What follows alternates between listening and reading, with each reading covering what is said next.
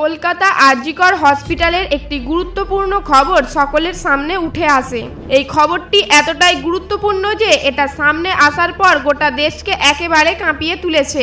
Principal Sandeep ঘোষের স্ত্রী এমন একটা স্টেটমেন্ট দিয়েছে যার মাধ্যমে এই জঘন্য রহস্যের জটিলতা পরিষ্কার হয়ে গেছে। এটি জানার পর সিবিআই সিদ্ধান্ত নিয়েছে যে প্রমাণ একত্রিত করার আগে সর্বপ্রথমে সন্দীপ ঘোষকে গ্রেফতার করে হেফাজতে নেবে। সন্দীপ ঘোষের স্ত্রী বলছেন ডাক্তার মেয়েটির ভয়াবহতার কথা।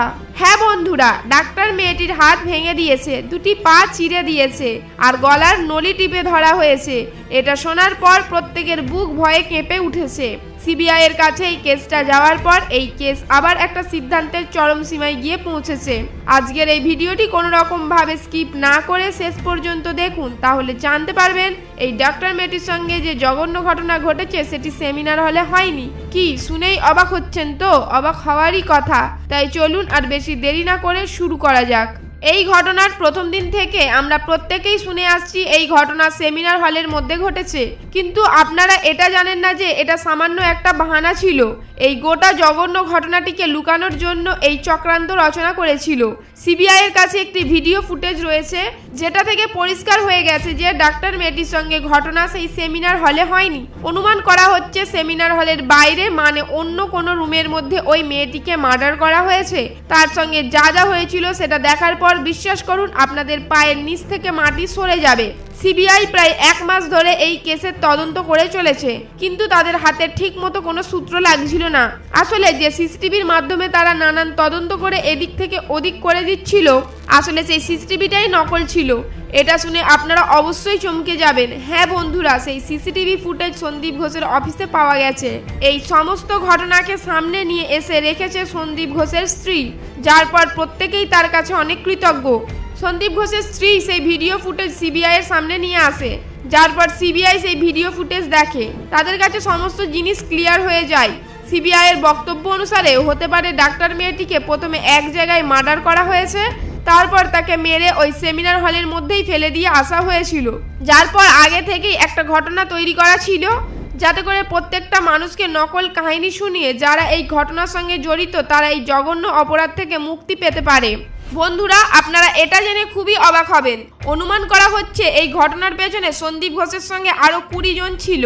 তারা প্রত্যেকে মিলে এই ঘটনাটিকে নতুন করে রূপদান করেছে। আর এই সকলকে গ্রেপ্তার করার পিছনে সন্দীপ ঘোষের স্ত্রী অবদান সব থেকে গুরুত্বপূর্ণ। সন্দীপ ঘোষের স্ত্রী প্রথম থেকেই এই সব বিষয় নিয়ে অনেক চিন্তা ভাবনা করেছিল, যার পর তারও কাছে শেষ মুহূর্তে গিয়ে এই ভিডিও ফুটেজটি হাতে লাগে, যার পরে সে সিবিআই এর কাছে সমস্ত গোপন রহস্য প্রকাশ করে দেয়। হ্যাঁ বন্ধুরা, এটা হয়তো আপনারা বিশ্বাস করেন কোনো মেয়েদের শারীরিক যন্ত্রণাটা ছেলেদের তুলনায় মেয়েরাই ভালো বোঝে, তাই এবারও সন্দীপ ঘোষের স্ত্রী পিছুপা হয়নি। চলুন বন্ধুরা, যে ঘটনাটিকে সন্দীপ ঘোষ রচনা করেছিল সেই ঘটনাটিকে ভালোভাবে জেনে নিন। সেই সাথে আমরা এটাও জেনে নেব কতটা সঞ্জয় রায় দোষী ছিল এই ঘটনার পিছনে। বন্ধুরা, সমস্ত ঘটনাটি জানার পূর্বে আপনারা যদি এই ডাক্তার মেয়েটিকে জাস্টিস দিতে চান তাহলে নিচের কমেন্ট বক্সে অবশ্যই একবার উই ওয়ান্ট জাস্টিস লিখে যান আর ভিডিওটিকে লাইক করে সমর্থন করুন। বন্ধুরা, প্রথম থেকেই সন্দীপ ঘোষ যাকে বলে মাস্টার মাইন্ড, তো এই মহাশয় প্রত্যেককেই নাক ধরে ঘুরিয়েছে বলা চলে, এমনকি সিবিআইকেও পর্যন্ত গরু চড়ান চড়িয়েছে। আসলে প্রথম থেকে সিবিআই যে সূত্র ধরে এগিয়ে যাচ্ছিল সেটা পুরোটাই ভুল তথ্য ছিল।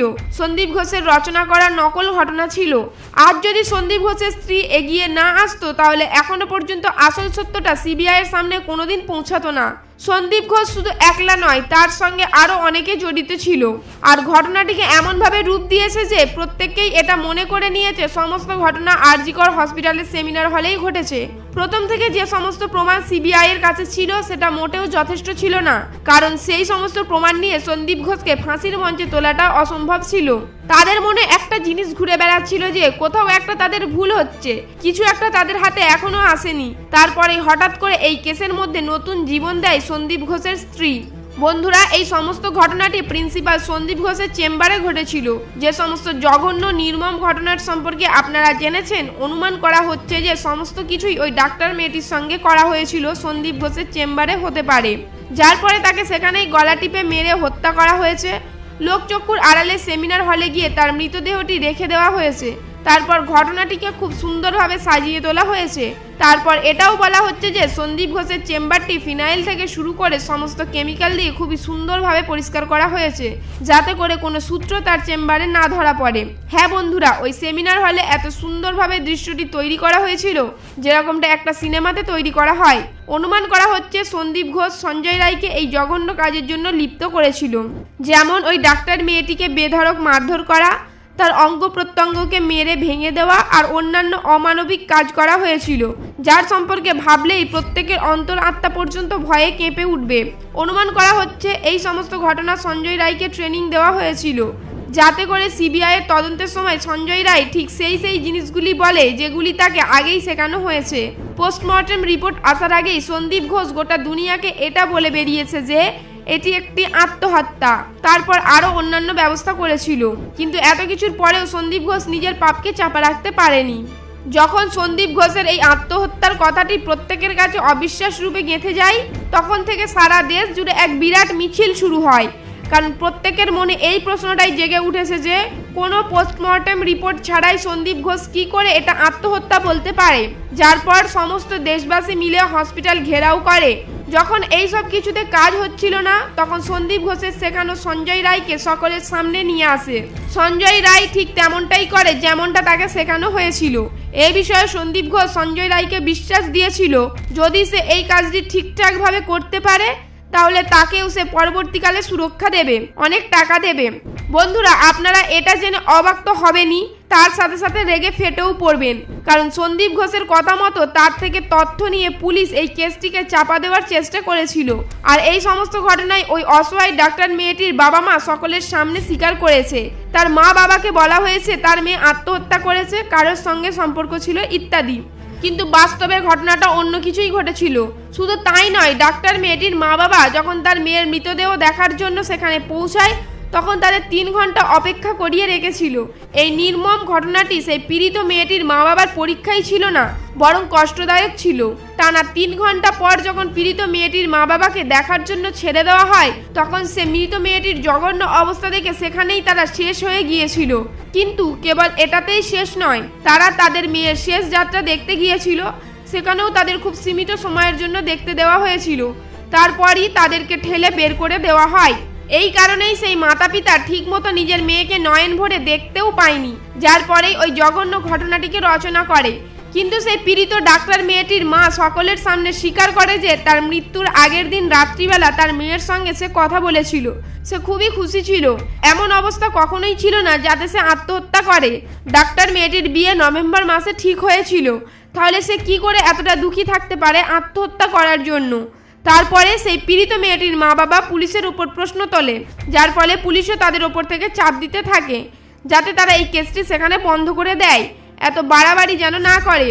অন্যদিকে সন্দীপ ঘোষ সাধারণ প্রিন্সিপালই ছিল না, আরও অনেক গোপন তথ্য লুকিয়ে রেখেছে এই সমস্ত কিছুর পেছনে। কারণ কোনো সাধারণ শিক্ষকের পক্ষে এতটা মারাত্মক জঘন্য অপরাধ করা কখনোই সাহস হতো না যদি তার মাথার ওপরে কোনো শক্তিশালী কারোর হাত না থাকতো। এই ঘটনাটি কোনো সাধারণ ঘটনা নয়, সেটা নিশ্চয়ই আপনারা ইতিমধ্যে বুঝে গিয়েছেন। তাই সমস্ত কিছু তদন্তের পর গ্রেফতারি পরোয়ানা 20 জনের ওপর ঝাঁপিয়ে গেছে। খুব তাড়াতাড়ি এই কেসের সিদ্ধান্ত এসে পৌঁছাবে। এই বিষয়ে আপনাদের কি মতামত নিচের কমেন্ট বক্সে অবশ্যই জানান। এই তথ্যপূর্ণ ভিডিওটিকে সকলকে জানার উদ্দেশ্যে আত্মীয় পরিজন এবং ফ্যামিলির মানুষকে শেয়ার করে দেবেন।